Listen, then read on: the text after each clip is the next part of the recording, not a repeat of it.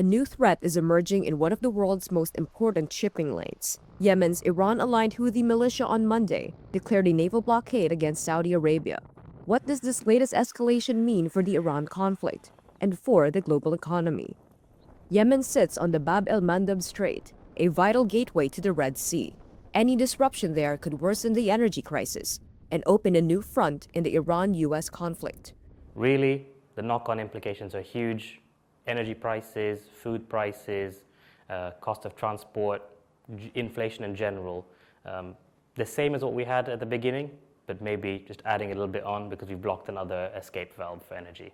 That was Naveen Das, a senior analyst at data and analytics platform Kepler. Iran's partial blockade of the Strait of Hormuz following U.S. and Israeli strikes disrupted oil exports from the Gulf, pushing up prices and rattling global energy markets.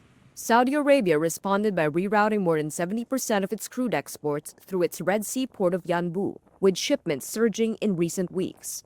With the Red Sea serving as an alternative export route, traffic through the Bab el-Mandeb Strait has risen, with millions of barrels of oil passing through the waterway every day.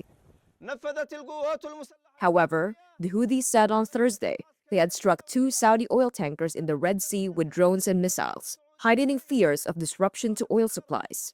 Some ships are already looking for alternatives. On Wednesday, 4 tankers changed course in the Red Sea after being warned to avoid Saudi ports. 2 are now signaling the Suez Canal as their new destination, according to ship tracking data.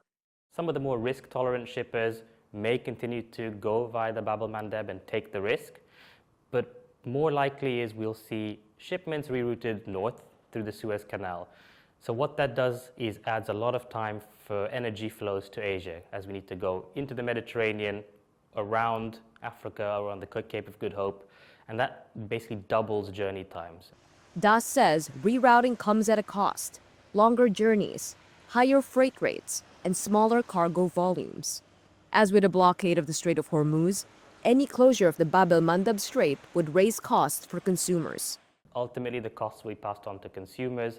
One of the key things to note about the Bab el-Mandeb blockage is we also see a lot of diesel, flow out through there. So the cost of manufacturing, so the cost of finished goods to the consumer is going to rise.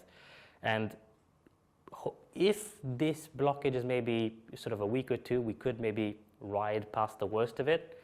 But anything around sort of 3 weeks to a month, we'll start feeling those pinches